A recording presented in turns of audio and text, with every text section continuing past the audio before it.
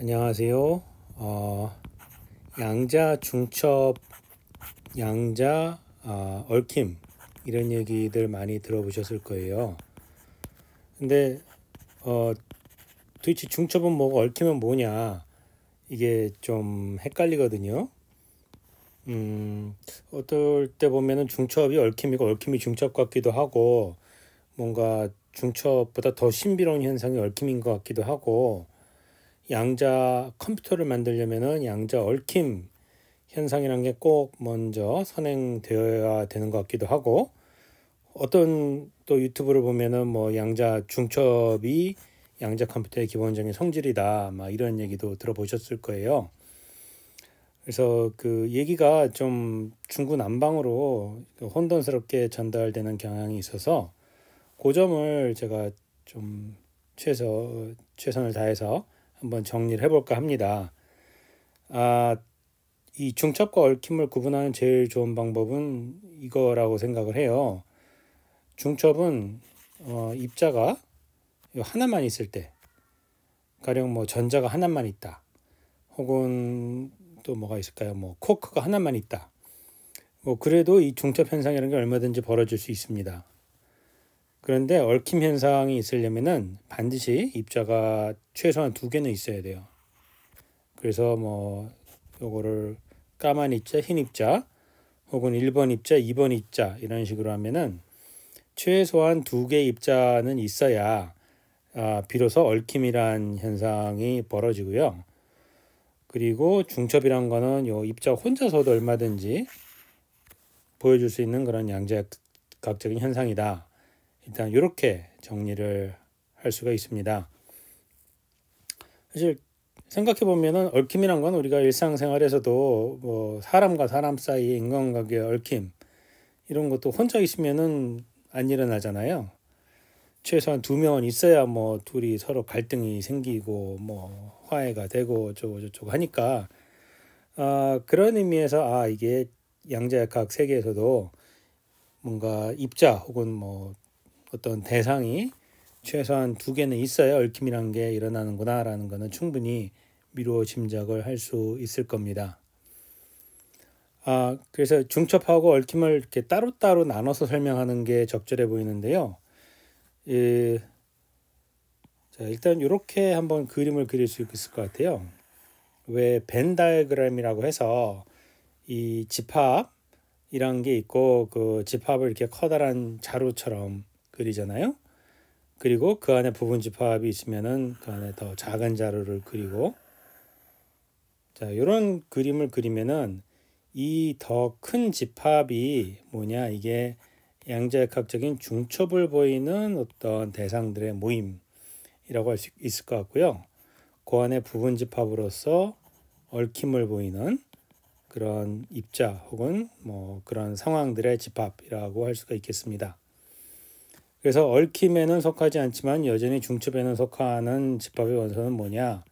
입자 개수가 하나짜리인 모든 상황이 다 여기에 속할 거고요. 그다음에 얽힘을 보이려면은 아까 얘기했듯이 입자 개수가 최소한 두 개는 돼야 됩니다. 이 그림만 기억하시면 이제 중첩과 얽힘이 적어도 뭐 동일한 현상은 아니다라는 것은 아마 기억을 하실 수가 있을 겁니다. 그러면 오늘은 중첩에 대해서 한번 얘기를 해볼 텐데요.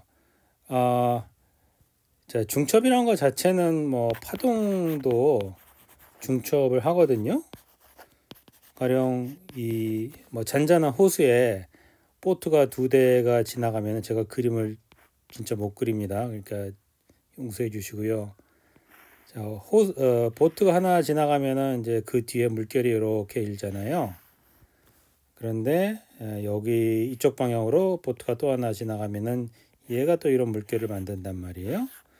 그러면 물결이 겹치는 지점에 가면은 이게 뭐 간선무늬가 멋지게 나타나는데 이게 바로 파동의 중첩 현상 때문에 벌어지는 그런 현상이에요.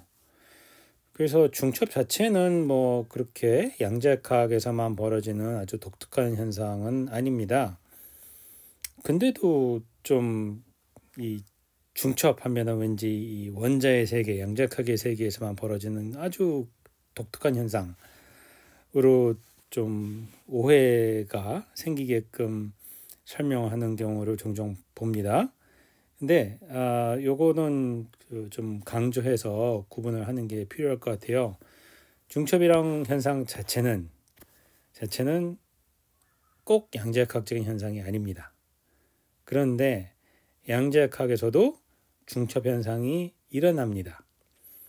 그런데 양자역학에서 벌어지는 중첩은 일반적인 뭐 전자기파나 이런 물결파의 중첩하고는 성격이 많이 달라요.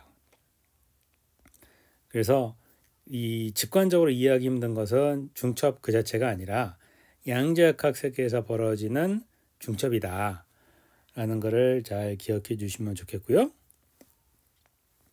양자역학에서의 중첩은 뭐 한마디로 말하라 그러면은 확률의 중첩? 이것도 정확한 말은 아닌데 더 좋은 표현을 찾는 게 힘들더라고요. 그래서 일단은 그냥 확률의 중첩이라고 말을 하겠습니다. 우리가 동전을 던지면요, 동전이 삑 날아서 이렇게 땅에 바닥에 도착을 합니다. 그러면은 뭐 가능성이 이렇게 앞면으로 떨어지든지 아니면 뒷면으로 떨어지든지 둘 중에 하나잖아요. 자, 뭐 특별한 일이 없으면은 앞으로 떨어질 확률, 뒤로 떨어질 확률이 1대1, 50대 50 이렇게 되겠죠. 자, 그럼 요거를 이렇게 생각을 해보자고요. 이 동전의 상태가 이렇게 하늘을 날아가고 있는 동전의 상태가 무엇이냐? 아직 이 바닥에 떨어지지 않았기 때문에 동전의 상태가 뭐가 될지 모릅니다. 다시 말하자면 관측이 되기 직전의 동전이에요. 하늘을 날아가는 동전은. 자, 그럼 이 동전의 상태를 우리가 어떻게 표시를 할 수 있느냐? 이렇게 표시를 할 수가 있습니다. 여기 0은 뭐냐? 이게 동전의 앞면으로 떨어지는 상태고 1은 뭐냐면 동전이 뒷면으로 떨어지는 상태예요. 근데 확률이 1대1, 5대5라고 했잖아요. 그래서 이거를 0 더하기 1이라고 이렇게 그냥 편의상 쓰겠습니다. 이게 무슨 뜻이냐? 0이 떨어졌을 때, 관측됐을 때 동전이 앞면으로 관측될 확률이 절반이고 뒷면으로 떨어질 확률이 또한 절반이다. 그냥 그 말을 이렇게 하나의 간단한 식으로 정리한 거예요. 근데 만약에 이 동전이 조금 이상하게 만들어져서 뒷면으로 떨어질 확률이 2, 앞면으로 떨어질 확률이 1이다. 그러면은 그런 동전의 상태는 이렇게 표현하면 됩니다. 0 더하기 2 곱하기 1. 자, 그러면은 동전을 던졌을 때 앞면이 관측될 확률은 1이고 뒷면이 관측될 확률은 2다. 이렇게 간단하게 하나의 식으로 이렇게 표현할 수가 있잖아요. 자, 그래서 꼭 양자역학적인 입자가 아니라고 해도 그냥 동전 던지기도 양자역학 비슷한 방식으로 우리가 설명할 수가 있는데 동전 던지기에서 관측되는 동전의 상태도 마치 앞면과 뒷면이 중첩된 이러한 상태다라고 우리가 이해를 하고 또 그렇게 표현할 수가 있는 겁니다. 근데 이제 양자 동전이 있다고 한번 해봐요. 양자 코인이라고 해야 되나요? 그냥 동전이라고 하겠습니다. 저는 코인을 안 하니까 그냥 양자 동전이라고 할게요. 자, 양자 동전도 당연히 0 더하기 1 이라는 상태로 존재를 할 수가 있어요. 그건 뭐냐? 양자 동전이 지금 어딘가에 있어요. 근데 양자 동전이 도대체 어떤 상태에 있는가를 우리가 알기 위해서 이렇게 양자 동전이 떨어지는 혹은 떨어질 거로 예상되는 그 식탁 위에다가 뭐 아주 정밀한 현미경 혹은 뭐 현미경이라고 하죠. 뭐 실제 현미경은 아니겠지만은 현미경 비슷한 어떤 관측 기계를 갖다 놓고 자, 여기서 이제 동전의 상태가 뭔가를 이렇게 관측을 한다고 합시다. 자, 그럴 때 이 0 더하기 1이라는 상태에 있는 양자 동전은 우리가 현미경으로 봤을 때 앞면이 관측될 확률이 50%, 뒷면이 관측될 확률이 50%라는 거예요. 그럼 아까 그냥 일반 동전 던지기랑 별로 다를 바가 없죠. 사실 여기까지만 보면은 똑같습니다. 자, 근데 양자 동전이 그냥 동전과 뭐가 다르냐? 이제부터 달라지기 시작합니다. 자, 양자 동전은요, 0 더하기 1이라는 상태뿐만 아니라 0 빼기 1이라는 상태로도 존재를 할 수가 있어요. 그러면은 이게 빼기 1이면은 확률이 마이너스 1이라는 건가? 이제 좀 헷갈리죠. 그런데 양자 동전은요, 이 확률을 계산할 때 이렇게 하고 그 앞에 있는 숫자에 제곱을 한 게 이게 확률입니다. 무슨 얘기냐? 0 빼기 1이라 그래도 결국 마이너스 1의 제곱은 1의 제곱하고 똑같이 숫자가 1이잖아요. 그러니까 0 빼기 1이라는 상태에 있는 양자 동전을 갖고 우리가 이런 관측을 해도 결국 앞면이 관측될 확률이 절반, 뒷면이 관측될 확률이 절반이라는 겁니다. 자, 그렇다 그래서 그러면은 요 0 더하기 1이라는 상태하고 0 빼기 1이라는 상태가 같은 상태냐? 그건 또 아니에요. 그러니까 양자 동전은 그냥 동전에 비해서 더 다양한 상태로 존재할 수가 있다라는 결론을 여기서 얻을 수가 있습니다. 자, 양자 동전이 신기한 점은 여기서 그치질 않습니다. 만약에 우리가 현미경을 위에서 이렇게 관측할 수 있게끔 설치를 하지 않고 옆에서 관측할 수 있게끔 설치를 한다고 해보세요. 자, 그러면은 옆에서 관측을 하니까 이 동전이 바닥에 누워버리면은 도대체 이게 앞면인지 뒷면인지 보이질 않겠죠. 자, 그 대신 동전이 이렇게 만약에 동전이 떨어졌을 때 이렇게 서 있는 형태로 떨어졌다고 하면은 그러면은 동전이 왜 한쪽 면은 뭐죠? 한쪽 면은 뭐 10 이런 숫자가 써 있고 또 다른 쪽 면은 뭐 인물 초상화가 그려져 있든지 아니면은 뭐 다보탑이 그려져 있든지 그렇잖아요. 그래서 우리가 옆으로 이렇게 현미경을 갖다 대도 이게 이 앞면으로 서 있는지 뒷면으로 서 있는지를 구분할 수가 있을 겁니다. 근데 물론 실제 동전은 던졌을 때 이렇게 바닥에 떨어졌을 때 서 있는 상태로 떨어질 확률이 없죠.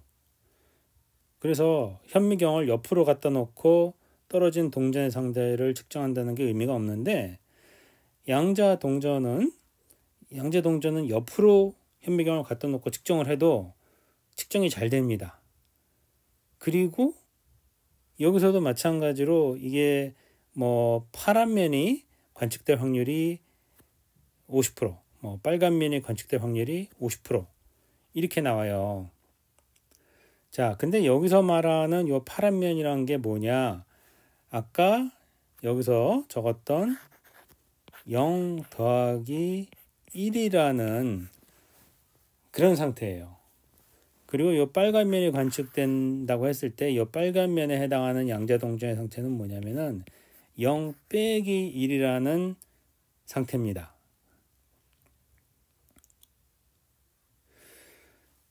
이게 무슨 얘기냐면은 현미경을 우리가 어느 위치에 갖다 놓고 관측을 하느냐에 따라서 이 관측되는 결과가 보세요. 위에서 관측을 했을 때는 관측되는 양자 동전의 상태가 0 또는 1이었잖아요.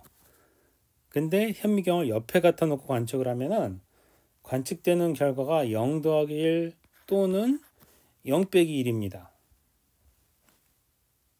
그래서 여전히 뭔가 서로 다른 상태가 관측될 확률이 50대 50이긴 한데 관측되는 상태의 성격이 이렇게 달라져 버립니다.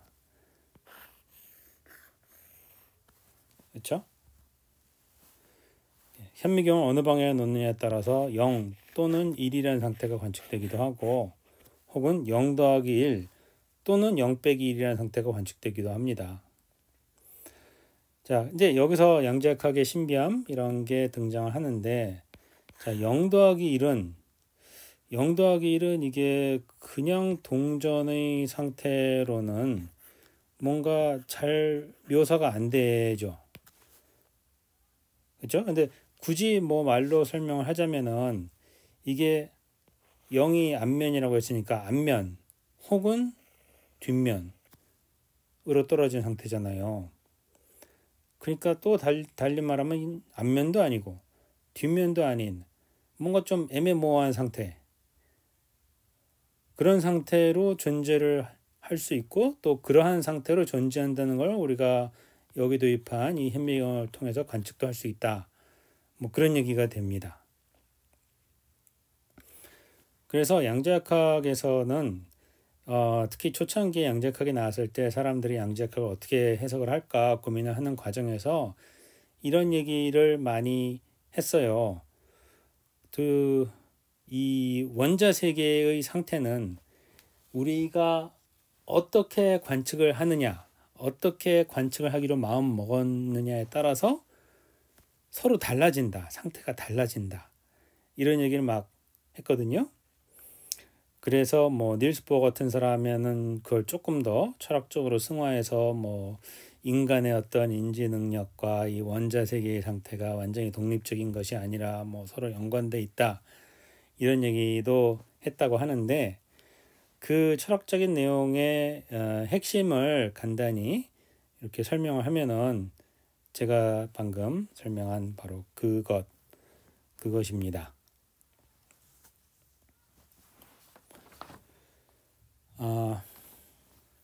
자, 0 더하기 1 하면은 이제 이 대목에서 뭐가 생각나실 수 있느냐 하면은 이제 고양이가 생각이 나야죠. 그렇죠? 고양이가 살아있는 상태와 죽어있는 상태로 중첩되어 있을 수 있다. 그게 뭐 슈레딩거가 처음에 무슨 이런 식의 사고 실험을 했다 그래서 슈레딩거의 고양이라고 또 부르잖아요. 근데 살아있는 상태를 그냥 0이라고 하고 이 죽어있는 상태를 1이라고 하면은 아까 말했던 양자 동전의 상태를 표기하는 방법과 이게 정확히 똑같아지죠. 그래서 제가 아까 그동안 양자 동전이라면서 설명했던 여러 가지 현상들이 정확히 슈레딩거의 고양이에도 똑같이 적용이 됩니다. 그러니까 공통적인 특징은 뭐냐면은 어떤 양자역학적인 상태가 있고 그 상태가 이제 두 가지 서로 다른 표현법으로 존재를 할 수가 있다라는 것이죠. 그것이 살아있는 상태, 죽어있는 상태가 됐건 혹은 동전의 앞면 상태 혹은 뒷면 상태가 됐건 어쨌거나 가능한 상태는 두 개다. 자, 이렇게 가능한 상태가 두 개 있는 상태, 두 개인 경우를 갖다가 요즘에는 또 뭐라고 부르냐면은 아마 많이 들어보셨을 거예요. 큐빗이라고도 합니다. 왜 그러냐? 이거는 어디서부터 나온 말이냐면 비트에서부터 나온 거죠. 비트는 전자공학에서 전기 회로가 가질 수 있는 상태가 뭐 on과 off 상태 혹은 뭐 0과 1 상태 있는 경우, 0과 1 상태일밖에 없는 경우, 그런 경우를 비트라고 하잖아요. 근데 거기다 퀀텀을 붙여서 이제 큐비트라고 하는데, 큐비트의 특징은 뭐냐? 우리가 여기서 설명했듯이 현미경을 어디로 갖다 대느냐에 따라서 이 큐빗의 상태가 0 또는 1 둘 중에 하나로 관측되기도 하지만은 0 더하기 1 또는 0 빼기 1이라는 상태로 관측되기도 하잖아요. 근데 이런 일은 비트에서는 있을 수가 없죠. 비트는 우리가 뭐 어떤 방식으로 측정을 하든 항상 on 아니면 off지, on 혹은 off인 상태로 관측이 된다라는 상황은 아예 뭐 상상조차 할 수가 없잖아요. 근데 큐빗이 있으면은 큐빗에서는 그러한 상태로도 얼마든지 나의 큐빗이 존재할 수 있고 또 그러한 상태로 관측이 가능하다라는 겁니다. 그래서 양자 컴퓨터라는 거는 뭐 기회가 되면은 차츰차츰 얘기를 드리겠지만은 이러한 큐빗 상태를 우리가 만들고 그걸 잘 조작을 해서 어떤 우리가 원하는 연산을 하는 그런 기계를 말합니다. 슈레딩거 고양이 하면은 또 이런 질문을 할 수가 있죠. 우리가 보는 고양이는 항상 죽어 있거나 살아 있거나 둘 중에 하나지 뭐 살아 있는지 죽어 있는지 애매한 그런 중첩 상태로 존재하는 고양이를 도무지 본 적이 없다. 뭐 없죠. 저도 없습니다. 그러면은 왜 양자 고양이는 이렇게 중첩된 상태로 잘 살 수 있는데 그 고전 세계 혹은 거시 세계로 가면은 거시 세계라고 합시다.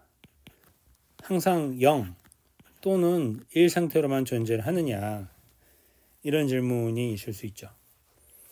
이 질문은 물리학적으로도 굉장히 중요한 질문이고 사람들이 많이 뭔가 좀 이해를 해보려고 혹은 명확한 답을 제시하려고 노력을 하긴 했는데 이게 그렇게 쉽지가 않습니다. 왜 양자 세계에서는 중첩이 잘 되는데 거시적인 세계로 가면 항상 이거 아니면 저거냐 뭐 아니면 도냐 이거를 깔끔하게 어떤 식이나 이론을 통해서 보여주는 게 쉽지 않습니다. 그럼에도 불구하고 그냥 이건 너무 신비하다라고 말하고 지나가면은 또 너무 허무하잖아요. 그래서 제가 아주 정확하진 않지만은 그래도 꽤 그럴듯한 설명 방식을 하나 만들어 봤습니다. 그러니까 뭐 참고로 하시고 너무 그걸 전적으로 믿거나 하지는 않으시는 게 좋겠죠. 그래도 설명이 전혀 없는 것보다는 훨씬 유익할 거라고 생각을 합니다. 양자 세계는 가령 뭐 전자 하나 혹은 뭐 원자 하나 이렇게 구성된 세계라고 하면은 거시 세계는 그런 원자나 전자들이 엄청나게 많이 모여서 만들어진 세계잖아요. 자, 그러면은 이 양자 동전 뭐 양자 동전 0 더하기 1 첫 번째 양자 동전은 0 더하기 1인 상태에 있다고 합시다. 자, 그걸 이렇게 표현하겠어요.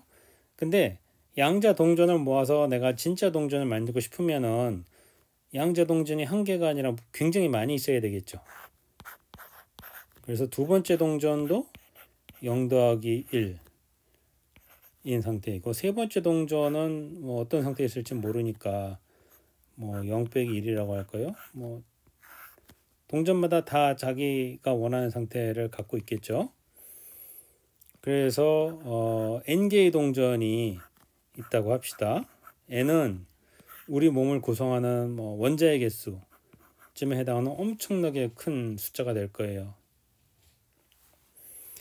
그러면은 우리가 굳이 이 동전의 상태를 거시 세계에 존재하는 동전의 상태를 양자 동전의 상태로부터 유추하고 싶으면은 대략 말해서 출발점이 이런 식으로 돼야 돼요.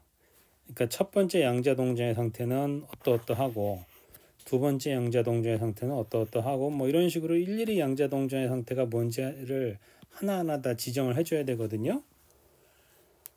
자, 그러다 보면은 도대체 이 거시 세계에서 보는 진짜 동전의 상태가 뭐가 될지 좀 난감하죠. 왜냐하면 선택지가 이렇게 하면은 되게 많아집니다. 자, 그런데 이럴 수가 있어요. 가령 첫 번째 양자 동전의 상태가 원래는 0 더하기 1이 0 더하기 1이 1대1로 이렇게 섞여 있었잖아요. 그런데 얘가 조금 결함이 있는 양자 동전이어서 이게 1.01 대 0.99로 이렇게 섞였다고 한번 해봅시다. 1.01 대 0.99 그러면은 동전으로 치면은 앞면이 관측될 확률이 뒷면이 관측될 확률보다 살짝 더 큰 거죠. 뭐 그런 동전도 그런 양자 동전도 우리가 실험실에서 얼마든지 만들어낼 수가 있어요. 자, 그러면 양자 동전이 하나가 아니라 이렇게 두 개가 있다고 합시다. 자, 그러면은 첫 번째 동전이 앞면인 상태, 두 번째 동전도 앞면인 상태를 또 생각을 할 수가 있죠. 또 반대로 첫 번째 동전이 뒷면인 상태, 두 번째 동전도 뒷면인 상태, 이런 것도 생각을 할 수 있죠. 근데 처음부터 이 동전이 약간 결함이 있어 갖고 앞면이 나올 확률이 조금 뒷면이 나올 확률보다 크다고 했죠. 자, 그러면은 앞면이 나올 확률은 뒷면이 나올 확률보다 얼마나 클까를 따져보면은 요게 1.01의 제곱, 여기는 0.99의 제곱, 이렇게 해야 됩니다. 왜냐면은 각각의 동전이 결함이 있으니까요. 이게 만약에 동전이 그런 결함 있는 양자 동전이 3개가 있다. 그러면은 여기가 2승이 아니라 3승 이렇게 바뀌어야 될 거고, 이런 양자 동전이 n개가 있어요.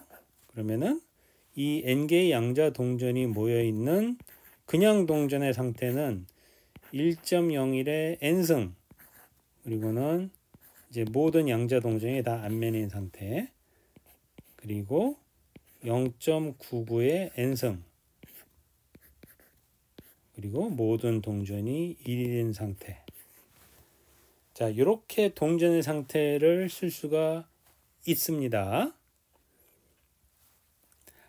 자, 그러면은 이렇게 전부 다 모든 양자 동전의 상태가 요 앞면인 000000인 상태가 우리가 관측하는 진짜 동전이 앞면인 상태고, 모든 양자 동전이 뒤뒤뒤뒤 이런 상태가 우리가 실제 생활에서 관측할 수 있는 동전의 뒷면에 해당하는 상태가 돼요. 그런데 실제 동전이 앞면이 나올 확률은 1.01의 n승입니다. 실제 동전이 뒷면이 나올 확률은 0.99의 n승이에요. 그러면 1.01이랑 0.99는 대충 비슷한 숫자니까 그러면은 실제 세계, 거시 세계에서도 동전이 앞면 혹은 뒷면으로 이렇게 중첩될 수 있는 거 아닌가라고 생각을 하기 쉬운데, 그런데 n이 엄청나게 커지잖아요. 그러면은 무슨 일이 벌어지느냐? 자, 요거는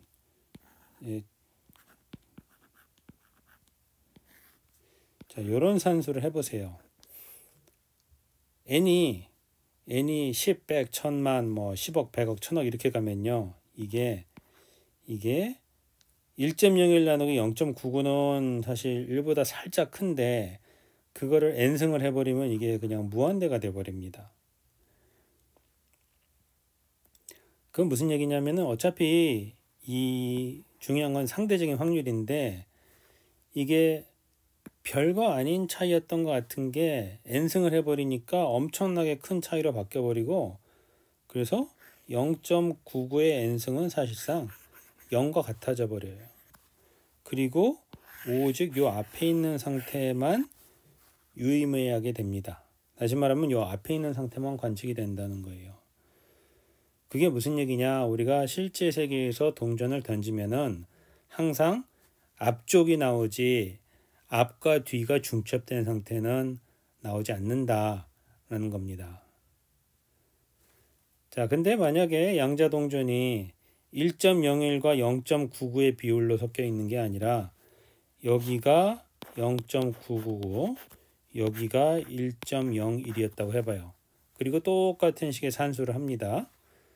그러면은 이번에는 요 앞에 있는 상태가 날아가 버리고 뒤에 있는 상태만 관측이 되겠죠.